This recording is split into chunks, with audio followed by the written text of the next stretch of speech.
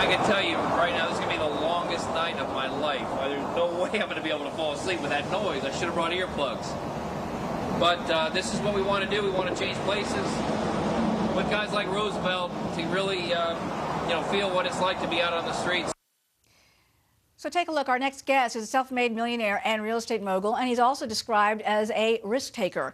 He recently ditched his affluent lifestyle for life on the streets, even going so far as to spend the night on a concrete bed under a bridge.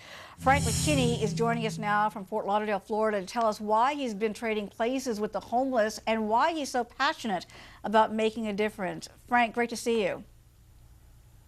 Oh, good to be back. It's been a year or two since I was with you. Yeah, and you've been doing a lot since we last spoke. You recently completed the Survival to Thrival tour, as you called it, going to different cities where you learned firsthand what it's like to be homeless.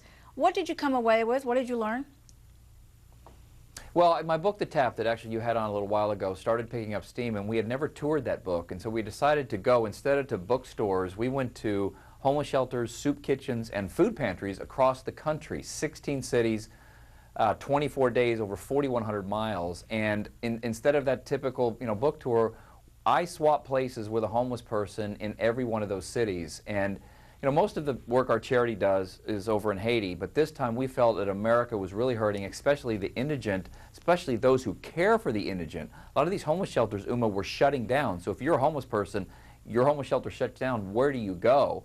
So in each city that we went to, we made donations to each homeless shelter. We gave out thousands of gift cards. And that last piece where I took somebody who was showing some signs of improving their life, and they swapped places with me. They slept in a very nice hotel or in my tour bus while I slept underneath the overpasses I just saw there on park benches and homeless shelters across the country. Very impactful experience. It must have been quite sobering. What ran through your mind as you spent the night under that bridge? Well, you know what? There's 46 million Americans that are at or below poverty. That's that one paycheck away group of people. There's 1 million people now living on the streets of America. That's 3% of our population. I don't believe in the entitlement mentality. I do not believe in the welfare mentality. I wanted to get out there and show people who were down and almost out not to give up hope, not to lose hope in America. And let's show you, if you keep trying to turn your life around like a lot of these people were, that's why they were chosen by the caregiving organizations to swap places with me. They're the poster child for success in this country, and you can turn it around.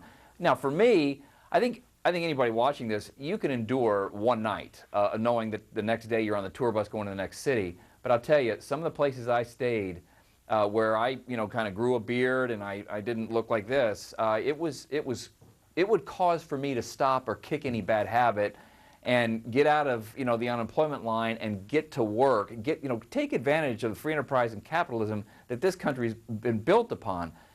And I talk about culture shock. It must have 16 been. times I swapped places with a homeless person, and I can tell you that they were very grateful for the opportunity, but at the same time, I was very, very moved by their not giving up hope. Most of these people have lost everything. Last thing I wanted to do it's was quite lose inspiring hope. what you've done, and I know your charity's doing great work, so we wish you all the best with that, because I know you're doing fantastic work with the homeless. We're out of time, unfortunately, with all the breaking news, and we're going to have much more news after this. Stay with us.